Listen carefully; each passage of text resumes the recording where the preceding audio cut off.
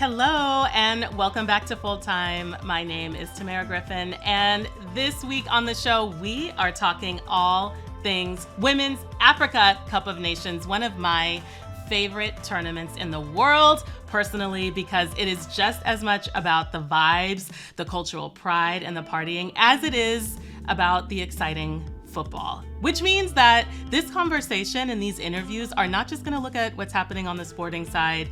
We are going to be tackling this tournament from the journalistic and storytelling perspective, from the sporting perspective, and even from the imagery perspective. We've got a bunch of amazing conversations with you, beginning with a writer for The Athletic who is on the ground in Morocco, who's hosting this tournament, Alisdair Howorth. He's also a podcaster who's going to be talking about sort of the groundwork of this tournament, how it works, where it's been, where it might be headed, and what it means for African women's football. We're also going to be talking to Racing Louisville forward and Nigeria Super Falcons player Uchenna Kanu, who's going to give us a perspective of what it's like to play in a tournament. She unfortunately is not with the team for this iteration, but she did compete and score for them in the 2022 tournament, in which Nigeria placed third. This tournament, they're going to be looking to score and win their 10th tournament. They've won more than anyone else, so that is going to be a really important conversation. A lot of stakes for Nigeria. And then we're going to be catching up with some folks from an organization called Football Case Study, if you're not familiar with it. Now is your chance to start following them because they have hired a bunch of photographers and a few writers who are documenting this incredibly vibrant, culturally rich tournament behind the lens and sometimes behind the pen as well. Of course, I can't do this without my co-host, Meg Linehan. Meg, hello. How are you doing? I'm good. I'm excited to get into this. I think, this tournament, and I'm sure we're going to hit on this a whole bunch throughout the show, especially once we kind of come back in. But this is a tournament that you have to work to follow right at the moment, right? Like it reminds me of some of the older days of women's soccer, women's football in the U.S., where you have to be intentional about following. And this tournament is now, I think, more important than ever to the NWSL. We've seen this huge influx, huge relative to the NWSL, influx of African talent into the league. And so, this is a tournament that goes beyond Barbara Banda and Rachel Kundanaji, though they are lighting it up so far. Also, if you haven't been watching, now is actually the perfect time because we are about to go into knockouts. You're going to hear a lot. We're going to be talking about the first knockout game of this tournament, quarterfinal between Nigeria and Zambia, which is the most bananas. Why, universe, why? This should be the final, not a quarterfinal, but setting that aside. And then the final of this tournament is July 26th. So you've timed it perfectly. If you're not starting, I will warn you, you have to be intentional about trying to find these games. They're on BN. So if you have YouTube TV and you need help adding that channel, both Tamerra and I can now walk you through that process. Yes. So just ask us. We can help you. It's not intuitive. But yeah, it's otherwise, our summer of soccer continues apace for sure. It does. I love the way that this has been staggered between the Euros, now Women's Africa Cup of Nations, soon Copa America Femenina. We will be talking about it. That tournament has also kicked off. Hang tight. We got you. Don't worry. There's so much happening. There's so much happening already. Also Marta, once again, it's just let me just come up with these storylines about if I'm going to play or not. It's just this never-ending cycle of I don't know what Marta's doing, but I trust her with my life, I guess. Yeah, soccer is the oxygen. It's the only thing that we can breathe these days. But I'm not going to be the first to complain about that. Oh, so much to get into. Like I said, this is one of my favorite, if not my favorite tournament. And so it really means a lot to me that we dedicated a whole episode to getting into it. But like I said, Euros are still going on. Quarterfinals are upon us. So if you haven't been following Full-Time Euros hosted by our pal, Jill Sakovits, now is your chance to make sure that you're subscribed to that. Also, make sure that you're subscribed to all of our socials at TA Fulltime on Instagram, Blue Sky. We post episodes on YouTube as well if you prefer to take in your podcast that way. And if you like what you hear or see, make sure to leave us a review. Particularly if you're going to leave a 5-star review and or something funny, inside jokey. We really love those. But in general, we love to hear from you. You can hit us up on email as well, fulltime@theathletic.com. All of the ways. Like we said, there's always something to talk about. There's always a game to be watching, and we want to hear what you have to say. All right, we're going to take a quick break, and when we come back, our conversation with Alisdair Howorth. All right, to kick things off and learn more about this tournament, what it means, where it's been, and where we can expect it to go, not just for Morocco, but African women's football as a whole, Meg had a great conversation with freelance writer who's producing work for The Athletic and the co-host of On the Whistle podcast, which is a podcast all about African football, Alisdair Howorth. All right, Ali, for someone who has maybe never watched this tournament before, right? What are the vibes of this tournament? Because I know, I feel like I've already been seeing photos coming out of Morocco for this tournament. The vibes look really fun. The teams look like they're in it to win it. But if you're coming to this, maybe for the knockout games, as a true first-time viewer, what should people be watching for? Yeah, that's an interesting question because I think women's football in Africa is in a bit of an interesting space, not too dissimilar to Europe, where we've seen over the last kind of 3 or 4 or 5 years kind of a bit of an explosion in terms of the interest, the players, the star power. And so the last WAFCON in 2022 was a bit of kind of an introduction to the world. We kind of were introduced to these countries. Morocco and Zambia for the first time did really, really well. I mean, Morocco got to the final having not even qualified for the tournament since 1998.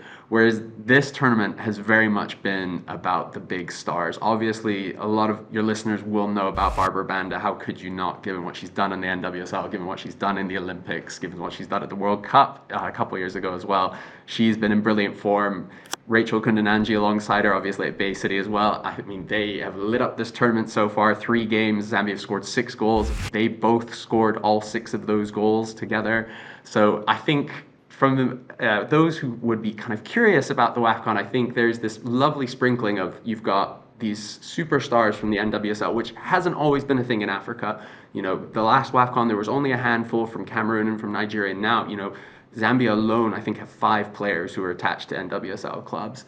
But then for me, what I love about the WAFCON is you also have these countries that have no connections to European or North American football who are coming out of nowhere and doing really well. That was Zambia in 2022. Morocco are doing the same. A lot of their players come from the domestic league in Morocco, which is thriving, similar with South Africa. So I think for me, if I had to give a pitch as why you should kind of get involved with the WAFCON is you've got the stars like you do in the Euros, but you've also got a lot of these really interesting players that you've never heard of, that even most of us journalists oftentimes have not come across. A 17-year-old from Tanzania who's suddenly lighting it up. So I think for me, that's the real joy of the women's AFCON that you don't really get in a lot of other major competitions.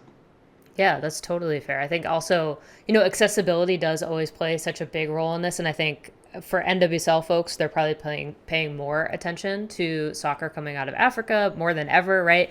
Boston Legacy FC just just signed a player from Mali. So we're starting to see this talent kind of move across oceans, and that's super exciting. But maybe before we get into some of the specific players, as WAFCON shifts into knockouts, what are the big storylines that you're watching, whether that is, Morocco as host, whether that is obviously, Friday's matchup, Zambia, Nigeria, that is a clash of titans basically for this tournament. But what else maybe should we be looking for? Yeah, I think that is the obvious quarterfinal game to watch, the Zambia-Nigeria game. For those who aren't kind of up to date with women's football in Africa, over the last 4 or 5 years, there has emerged this big 4, which is Morocco, South Africa, Zambia, and Nigeria. And South Africa won the last WAFCON in 2022. They beat Morocco. Nigeria and Zambia both reached the semifinals. So for those 2 teams to already be playing in the quarterfinal stage is kind of crazy. And it's similar to the Euros, where you've got one side of the draw, which is, South Africa, Nigeria, and Zambia are all in that. And you've got the other side of the draw, which is kind of Morocco and then Mali, Algeria, and Ghana, who aren't quite as strong. So I think for me, that's kind of the heavyweight clash is obviously the Nigeria-Zambia game. But I think there are other interesting ones. I think Morocco, it'll be interesting to see how they come up against Mali. They've traditionally struggled to break down kind of more defensive teams. And while Mali did get taken apart a bit by South Africa, they drew with Ghana, they beat Tanzania. They're not a bad side. And the other one that if you're a bit of a football purist, I would say is the Algeria-Ghana game. These are 2 teams. Ghana once kind of Nigeria's arch rivals, but had fallen on hard times. Algeria never even reached the knockout stages before, and they have a team that's predominantly either playing in France or even Saudi Arabia. So a lot of these names aren't really known. So I think for me, those are the 2 games. Is obviously that the Nigeria-Zambia game. It's the heavyweights, it's the big ones, it's the Oshualas, the Bandas. But then I think even the other quarterfinals really do have a lot to offer. Yeah, totally. Do you think there is a favorite for this tournament right now? I feel like, NWSL neutrals are probably going, well, like it has to be Zambia, right? But Yeah, I mean, that's a tough quarterfinal to start with. it is. And with Zambia, if honestly, they are probably the most fun team to watch in world football because they have arguably the best attacking pair in world football in Kundananji and Banda, but they have a very, very shaky defense. I mean, this is the same team at the Olympics. I think you were there covering it. They Yeah, let in 6 goals to Australia. They scored five. They right. got 5 past the Yeah. Australians, which is no mean feat. So I think for me, that's where they do fall short, and that's why they're also so brilliant to watch. I think coming into this tournament, all four of them had really good, they were almost all level pegging. I think you would have to say Nigeria are the slight favorites just because they are the team with the pedigree. They've won this tournament 9 times out of 12. That is a kind of dominance that no other team really in any areas of football has really seen. Only South Africa at this tournament have actually won it. The only other team that won it is Equatorial Guinea, who didn't even qualify. So Nigeria have the pedigree. They have the big names. But for me, because of the draw, I actually think Morocco will fancy themselves because if Nigeria win this, they have to beat Zambia. Then they have to likely beat South Africa and then likely beat Morocco. And I think for me, that is a huge, huge taxing thing for them. But whereas Morocco, they are on the easier side of the draw. They're at home. They're playing in the same stadium for the entire stadium in Rabat, in the Olympic Stadium. So they have that momentum. So I think for me, if I had to say one team, I might edge it towards Morocco. But all four of them are still very, very much in the shout. I do want to talk to you about Nigeria too for a second because I know I just saw a clip of their head coach kind of being forced to be like, listen, we know about this pressure on us, right? You were saying they've won this tournament so many times. It feels like an incredible pressure to hit that number 10 to win this tournament. Are you seeing that play a role so far in their group stage, in the vibes around this team, or is it just kind of a fact of being arguably like historically the best team in Africa? Yeah, I think Nigeria is actually very comparable to the U.S. women's national team, the amount of pressure and expectation and the success.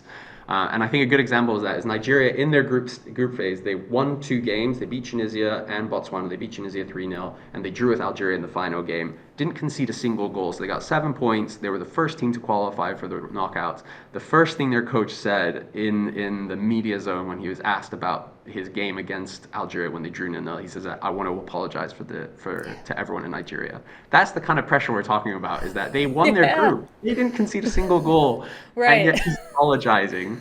And I think with Nigeria, we have seen that pressure on them. I think they are a team that often deals with a lot of difficulties behind the scenes. We saw that at the World Cup when Randy Waldrum, when he did the interview with myself actually, where he said he hadn't been paid for 14 months prior to the tournament, and there's a lot of noise. They even boycotted training at the last women's AFCON ahead of their bronze medal match against Zambia. And I think that has really disrupted them. So they have these amazing players. Oshuala Rinsola Babajide, who formerly of Liverpool, has had an excellent tournament. Rashida Ajibade, the captain, has been at Atletico Madrid. She's excellent. But they've really struggled for fluency, for rhythm. And I think also just as the style of play we saw at the World Cup, where they thrive is when they're playing these big games. They're big teams, when they can sit back defensively. And in Africa, they don't get to do that because they are the big dogs. So they haven't been at their fluent best. Do I think their coach needed to apologize for their performances? No, because I think they have done well. But it just does, like you said, goes to show the amount of pressure on the Super Falcons. Yeah, totally. Do you think that same pressure is on South Africa, just knowing, okay, they're coming in, there is this sense of, okay, there's a chance at consecutive back-to-back WAFCON titles. NWSL folks might know Tembi Katlana, who's not actually on that roster. What are you feeling for their chances moving through this tournament? I mean, South Africa, there's certainly not the same pressure simply because Yeah. the South African women's team isn't as supported as well as the Super Falcons, because the Super Falcons are a huge institution in Nigeria. Whether or not they're treated the same as the Super Eagles, in terms of their backing and finance is another question, but they are so popular. Whereas Banyana Banyana in South Africa obviously have outperformed the men's team in recent years, but haven't seen the same level of interest, haven't seen the same. So there's not quite the same amount of pressure. They've had a lot of problems off the pitch as well, like Nigeria. So there is a lot of internal pressure. I think they still fancy themselves. For me, Desiree Ellis, who's their coach, former captain of the side for over a decade, who took them to that 2022 final. She's still there. I hold her in very, very high regard. I think Jorge Vilda, obviously, who won the World Cup with Spain, is now the head coach in Morocco. But for me, Desiree is the best African coach there is in the game. So for me, I would not write them off. I think the losing Tembi was a huge issue. She pulled out right before the tournament started. But also, lest we forget, in 2022, they won it without her as well. She was there for the first couple games, but she actually did her cruciate, or not her cruciate, sorry, her Achilles, in their game against Botswana in their final group game. So all of their knockouts were done without her. So I think they are a team that have shown at this tournament, similar to Nigeria, they've struggled for rhythm, they've struggled to hit their stride, but they've shown that they are champions, the way they get over the games, especially that first game against Ghana when they didn't play well, but they still won 2-0. And I think that's the sign of a team that knows how to get the job done. Yeah, there's nothing like tournament football where you can have kind of questionable results and then make it to the knockouts, then suddenly something clicks. I mean, that is the fun of watching a tournament. You never really know who's going to peak at the right time, who's going to suddenly run into an issue or just kind of completely lose their mentality. But I think the knockouts are going to be super fascinating. Let's get to some players because you've already dropped a whole bunch of names. Again, maybe with an NWSL eye, but not even. Just, are there some breakout players? We know that Barbara Banda and Rachel Kundanaji are having kind of like the tournament of all tournaments so far with all that goal scoring. But are there other standout players to you beyond the two of them? Yeah, I mean, I think you don't need to look further than the player in their own group, in Group A, Ghislaine Shabak, who is the captain of the Moroccan national team. She has been fantastic. She was the player of the tournament in 2022, even though she lost in the final to South Africa. She scored 3 goals in that tournament. She's already scored 4. She scored a hat-trick in their second game. She is electric. And, a lot of people won't know about her because she's spent almost her entire career in Morocco. But in Morocco, she is an absolute legend already. I mean, I remember going to Morocco a couple of years ago after the Women's AFCON, even before the World Cup, and you would see her face plastered all over the place alongside Ashraf Hakimi, alongside Hakim Ziyech. She is a icon in Morocco. Her father won the Africa Cup of Nations with the men's side in the 70s, and she has taken on that mantle of kind of being the leader of this team. She is the superstar. She's a number 10, is the creative heartbeat of this team, does everything. I mean, similar to Banda and Kundanaji, I think of all the goals they've scored, there's been 2 penalties, one of which she won, and then all the other goals have been her, all the other 4 goals. So she is just a tremendous watch. Brilliant at set pieces. In the first game, watch the highlights of that game against Zambia. She scores a late equalizer with a brilliant curling effort from the edge of the box. I think for me, she's been the player of the tournament, even beyond Banda and Kundanaji, which obviously says a lot. I think, I mentioned Rinsola Babajide's had a really good tournament. I think she's really good. Just moving to Roma. She's been in Spain, but obviously formerly at Liverpool. And I think if you look at kind of the South African side of things, again, I think the captain, Rafilowe Jane, has stepped up. She used to play for AC Milan, holding midfielder, classy operator, really good at kind of distributing the ball, and she scored a lovely free kick against Mali. So I think there have been players from all across the board that have really, really impressed throughout the tournament. I love that. All right, before I let you out of here, I do want to ask you really quickly just about Morocco as host. Obviously, they kind of are, it feels like renting this tournament from CAF, right? Like they just kind of keep hosting. Yeah. What is your sense of the state of women's football in Morocco right now, and why this tournament has kind of found itself a fairly semi-permanent home in Morocco? Yeah, so Morocco hosted the last edition. They hosted this edition. They will host the next edition next year in 2026. Because obviously, let's not forget, this tournament was meant to take place last summer, but was delayed until this summer. So Morocco is such a fascinating footballing country because a huge footballing mad country, huge nationalistic country as well. But women's football wasn't taken seriously at all. Like I mentioned earlier, the only WAFCON they'd previously qualified was 1998, which was the first official women's AFCON. Since then, absolutely nothing. I mean, they would go years without even playing a match. But in the kind of mid-2010s, the king of Morocco kind of wanted to drive forward football in the country, as well as they kind of had this desire to, I think, make the country more progressive, to lift up women in society a bit, kind of both for social good, but also political posturing. And that has led to a huge amount of investment into the women's game. So in Morocco, the top 2 divisions of Moroccan football, every single club is professional. They are all sponsored by the state. Players are paid salaries from the federation. They're provided with kit, equipment, staff. It is an amazing operation. And while obviously that doesn't sort everything. They're not going to compete with the NWSL anytime soon. It has led to this transformation in Morocco, and the Atlas Lionesses are kind of at the heart of that. I mean, I was there in 2022, particularly that game against Nigeria in the semifinals when there was, it was a 45,000 capacity stadium, the National Stadium. There were over 60,000 fans there, I remember, and it was incredible. And I to this day maintain that is the best atmosphere I've ever been for any football game, but for me it's the best atmosphere you'll ever see at women's game. It was hostile, there was flares, there was one point where in the press box I couldn't even see the pitch because of all the smoke.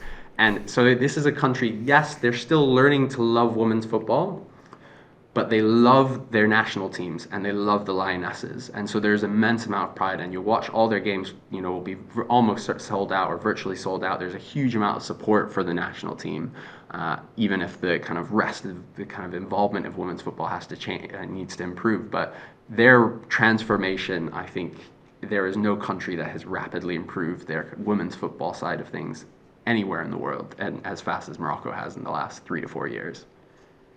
Fascinating. All right. Well, I cannot wait to read what you've got for us here at The Athletic as you cover the rest of the tournament. Thank you so much for hopping on. And yeah, can't wait to read everything. Absolutely. Thanks for having me. And next up, I sat down with Racing Louisville and Nigeria Super Falcons forward Uchenna Kanu to talk about what it means to play in this tournament, represent your country, and what Nigeria's prospects look like as they seek their 10th continental title. I am so excited to be joined by Racing Louisville and Nigeria Super Falcons forward Uchenna Kanu. Uche, thank you so much for joining us. How are you doing? I'm doing well. Thank you so much for having me. All right. We are talking all things AFCON on this show. It's one of my favorite tournaments in the world. And I've been to men's AFCON, still have women's AFCON circled on my bucket list. But for people who have not been to one of these tournaments, can you sort of just describe what it's like to play for a women's AFCON? It's so different from any other tournament I've personally ever experienced. I don't know about you.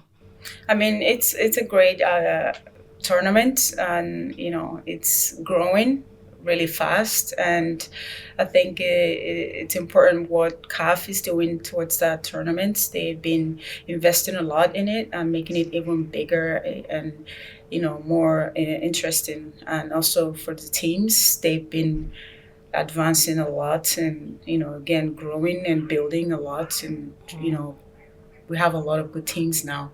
Everybody's developing and investing more in women's football in Africa.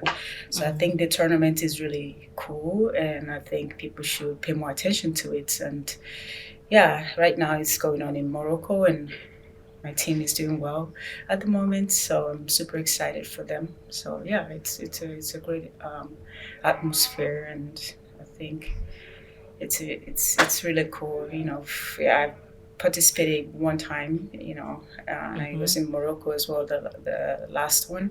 Yeah. So I think it was really nice, and it was a really, really great environment to perform and compete within the African teams. I and Nigeria placed third in the 2022 Women's AFCON. Of course, they have aspirations to win it all this tournament, not only because it would be their 10th. I've been following the Mission X project.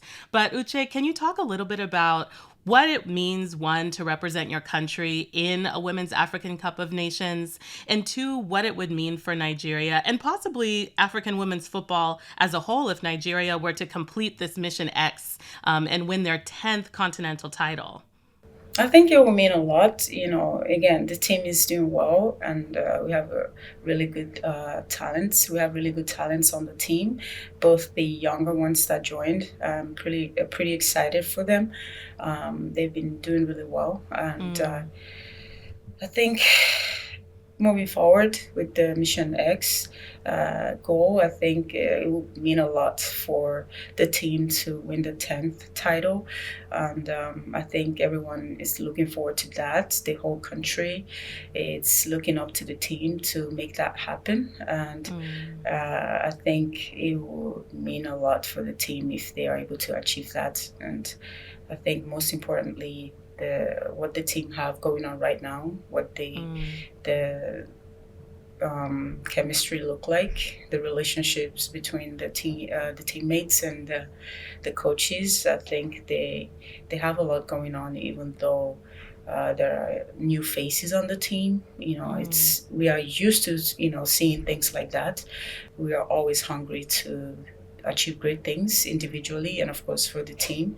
So coming into the team, whether or not you're already established player or someone that is already on the team for a while, I think it's important for everyone to actually go out there and unleash the Niger spirit that we always have, and be able to play our best, and just have fun doing it. So I'm wishing the team good luck, and they are on their way to the 10th. So Yeah, that quarterfinal match against Zambia, it feels like it could almost be a final given how strong both of the teams are. But I love what you said, Uche, about unleashing the Niger spirit. And I'm wondering if we can unpack that a little bit, because Nigeria, of course, is a huge country. Before you even talk about the diaspora Nigerians who are in literally every other continent, including other African countries.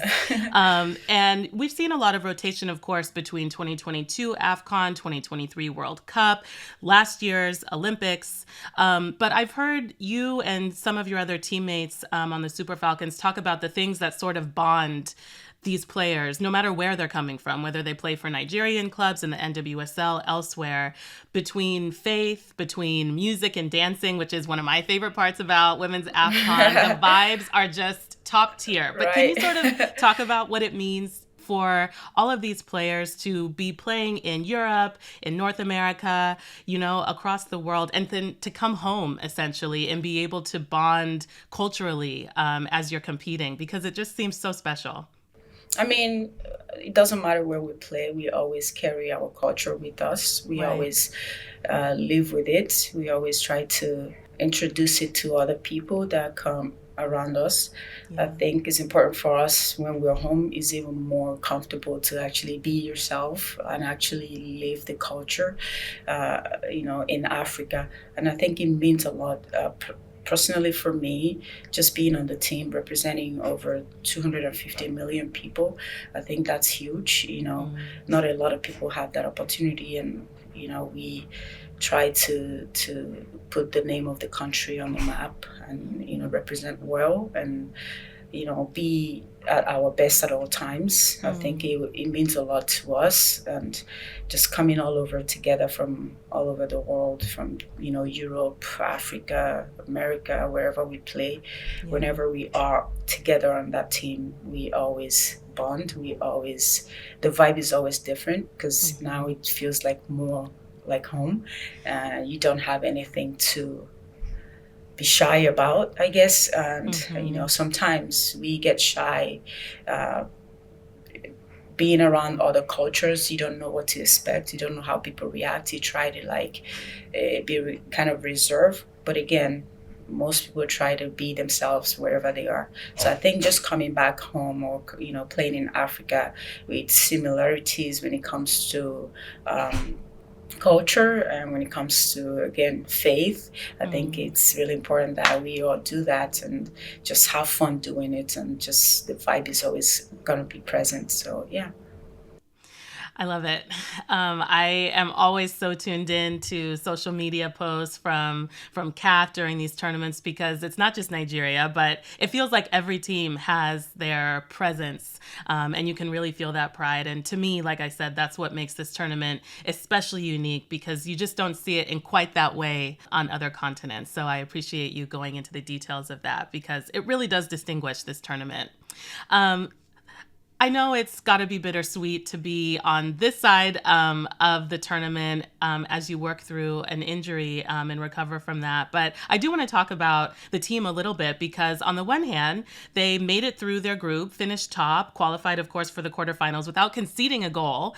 But they haven't scored too many goals, and I know that that's been a little bit of a concern heading into the knockout stages. If you were to imagine sort of what the vibe is like in the camp right now, is there reason to be concerned, or do you think that now that the group stages are done, that the Super Falcons are just going to tap into sort of a second gear, and the goals will start coming? There's a lot of talent on the team. Right now, I can't really place what the issue is. Maybe we can look into tactical part of it since the talents are there. So what is stopping them from executing that?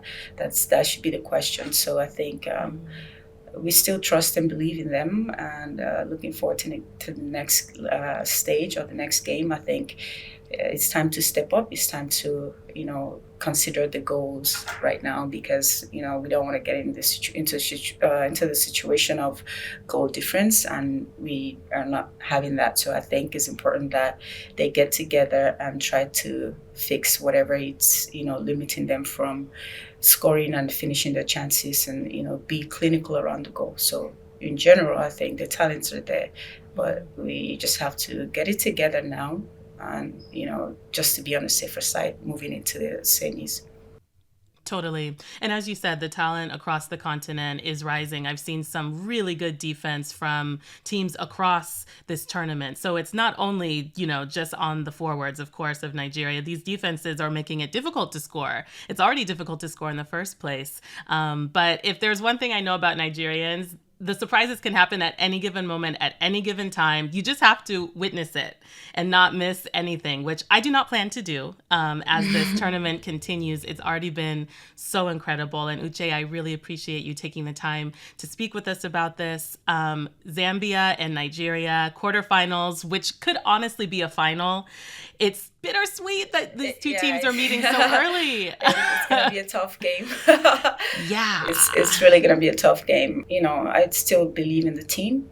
We have a lot of talents, and we will be able to come out strong in this team. We will be able to get the results. I believe completely 100% on the team. We don't care about other teams. We just want to build on what we have and focus on ourselves. I think it's important for the players to focus on what they have and the mistakes they've made in the past, and try to learn from that and do better moving forward into that game. It's going to be tough for sure, but this is what you want out of a tournament, yeah, right? exactly. I mean, yeah, you want it to be competitive, so I think they should be prepared for that mentally and of course physically. So 100%. They carry last. Nigeria carry last. Yes. Okay. I was gonna ask. Okay. So I personally am on a mission. I'm American, but I love Pidgin so much, Uche, and I'm trying to learn more Pidgin. I was actually gonna ask if you could teach our listeners a little bit of Pidgin, and you did it naturally, of course. So for people who are not familiar with that phrase, Naija no de carry last, can you explain what it means? Because I'm sure people see it all the time on social media, but just don't know the definition.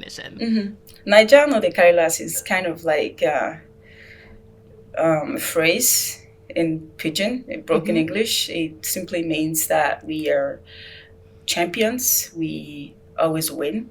We are always successful. We always thrive for the best. So we don't give up, whatever you may call it, anything that has to do with success. That's simply what it means. If you tell someone Naija no de carry last or I know they carry last, it means you're never behind. You're not the last. You would not be the last. You always be first. So that's basically what it means. I love it. Thank you for educating us. Thank you for educating the people. So important because, like you said, Nigerians are everywhere. And it's just a matter of time before Pidgin starts infiltrating the NWSL if it hasn't already. So you heard it here. Maybe first, maybe you've heard it before. Professor Uche with the Pidgin lesson. Thank you so much for that. And thank you for joining the show. This has been amazing. Thank you, Tamerra. Nice to meet you. Thanks to meet you too. Me. We are so excited to be joined by 3 members of Football Case Study coming to us from Casablanca, Morocco, in the middle of the tournament. 2 photographers and a writer, Andrea, Vilchez, Jinane, Ennasri, and writer Fay Harvey. You guys, thank you so much for joining us. How's it going and how's Casablanca? Well, thank you for having us. We really appreciate it. It's going amazing. We're having a really wonderful, special time. Just in terms of what the vibes are like on the tournament, I think everybody watches WAFCON and kind of immediately senses it. you can watch Euros, you can watch stuff that's happening here in the US, and those all have their own specific vibes, but WAFCON is something kind of completely different. So maybe you could set the scene of what you've experienced so far in Morocco through the group stage of this tournament. Well, personally, as someone who's never been to Africa, I had no expectations just on the place itself, and also neither for the tournament. But I knew that AFCON in general, for both men and women, it brings out, national pride like any other international tournament in soccer would. And honestly, that's what it's been like at every game, whether it's like a Morocco home game in Rabat or like a Nigeria versus Botswana. It's like very passionate fans, no matter what team, and the vibes have been incredible. I have participated in a men's AFCON, the last one in Ivory Coast, so I know exactly what you mean about the vibes. Every game is like half football, half party, which you really just don't see in this way anywhere else. But before we get deeper into the Women's Africa Cup of Nations, can one of you please just sort of explain what Football Case Study is? Because the organization itself is pretty unique too. Yeah, so I can do that. I'm a writer. I'm also the community manager at Football Case Study. We are a research and editorial platform just dedicated to showcasing, the diverse cultures that make the game beautiful and make it what it is. We're a global group of photographers, journalists, storytellers, researchers, and really just fans of the game. And we all come together to see things differently. Really, our mission is to help the audience, the communities, and the readers just understand the world through football. We have two of our members here who are photographers. I want to talk to you about the photography angle of it. I'm sure we're going to get into the tournament, but I think it is such a different experience to go to a tournament to take photos. And what I've been really fascinated by is how much the editorial photography work has been focused around the cities themselves and the people in those cities, and not just the experience of being in a stadium or looking at players on the field. So to our two photographers here, I'm hoping that I can maybe pick your brain a little bit in terms of how you are approaching this assignment and this tournament, and what you're trying to see through your camera to try to capture WAFCON. Hi, my name is Jinane. Pleasure to be here. I would say it's definitely a with love approach. Every time we walk into the stadium, it's remarkable, and we're kind of just blown away by the amount of people. And the Moroccan fans have been exceptional, super engaging. We've had our arms pulled, our shoulders tapped, take a picture. And then in Arabic, it would be like, صورينا. So the exchange is phenomenal. We've met so many great people of all generations, and especially the moms. Just to see the moms up front and just, encouraging their daughters and children to really support this tournament is just great. It honestly just feels like, 90 minutes of just pure joy, to say the least. And Andrea, I know you've photographed a bunch for the Orlando Pride. Please tell us what it's like to shoot Barbara Banda in this context, playing with the Copper Queens, knowing the experiences that you've had shooting her with the Pride too, because I really think that something special happens to some players when they represent their country. This tournament is so much about pride. You can tell that players care so much about what it means to put on that jersey. What's that experience been like for you so far? Yeah, so I think so both me and Jinane have been focusing a lot more on the people of Morocco and in the stands, and all the fans and the fan culture. I haven't been pitch side, but I was there when Barbara Banda scored the opening goal of the tournament, and I was like, that 58-second banger. Exactly. I was very excited to be able to witness that, and there was also a very hype Zambia fan section within that Morocco section as well, and immediately we kept gravitating towards them as well because they were just full of joy. And Barbara Banda is one of their stars for sure. Between all of us here, I let them know that she's one of the GOATs right now, and she's been playing amazing in the tournament, and it's pretty awesome to be able to see her play for her national team as well, because like you said, it's just full of 100 times more pride. Just in terms of what you're seeing between, I think there is that sort of point of pride, right, of representing your country, but that's also a point of pride for fans, right? So there is this real community aspect for this tournament. And, you know, we see it at Euros, we see it here in the US, and the World Cup feels like this bigger, different kind of world party, but it feels like there is something very specific that happens at WAFCON. The fact that Morocco hosted the last tournament, went to the final, is hosting this one. Like, Morocco in particular, I think, is really fascinating to me in terms of what's being built there and the growth of women's football, which it doesn't seem like it's been a super linear path, but what are you seeing on the ground in terms of that community aspect of the growth of women's football? Personally, I think the women now, and not just on the field, but overall, there's this wave of encouragement and really pushing young girls to think big and to dream big rather. And women's football is becoming something attainable for these girls. Whereas whenever we visit a local women-led team, when we ask the question of where do you see yourself in the next 5 years, or what would you like to do after high school or during college, their aim is to play for the national team. So I think what the girls are doing on a national and an international level is really paving the way for dreamers and doers and footballers, not just in women, but just, you know, across Morocco. And we needed that push. Qatar 2022 was an exceptional example, but I think now that it's home and it's, you know, down the street from many of these people, it feels more real, essentially. So I'm ultimately proud of my country, and I really hope that the pedestal becomes equal between men and women in football.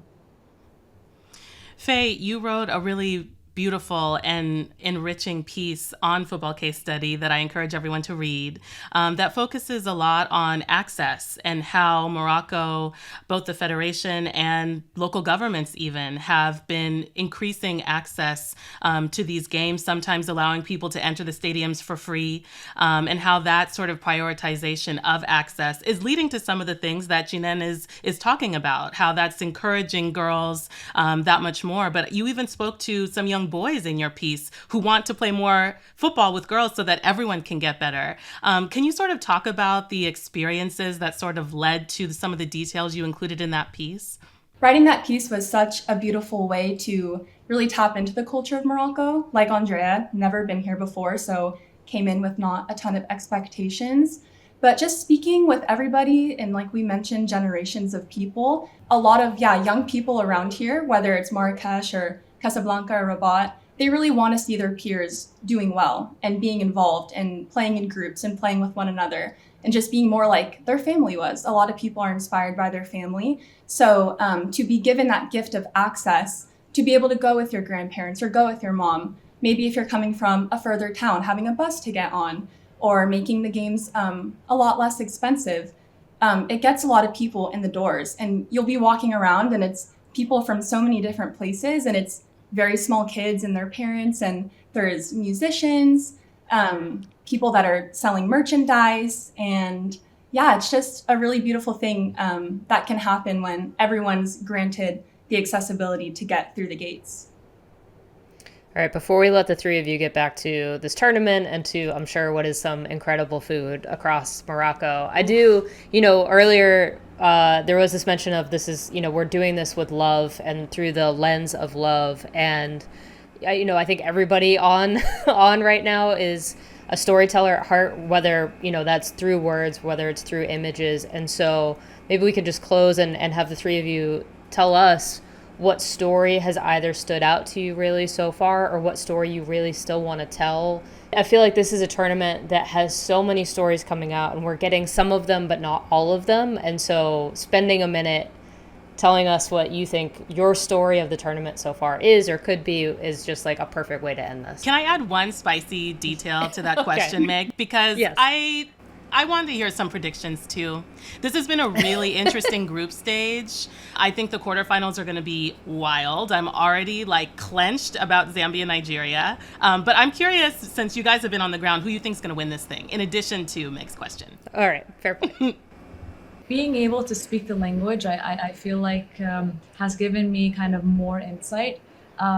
which again I share with my team because I want them to have that much of a hands-on experience, and it's been great. People have been really eager to speak English or dabble in French. So, but I think what really stood out to me was just seeing the family members of the Moroccan national team kind of arrive to the stadiums around the same time as us and really giving us their time, taking pictures and just communicating and, befriending. And so for me, I just feel like speaking to everyone prior to the 90 minutes has just been so encouraging, and it gives us like a positive mindset going into the next 90 minutes or so. So I just feel like the family members and those surrounding the national players have made this like quite the experience, quite the pleasant experience. And I don't want to be biased, but Morocco is my core.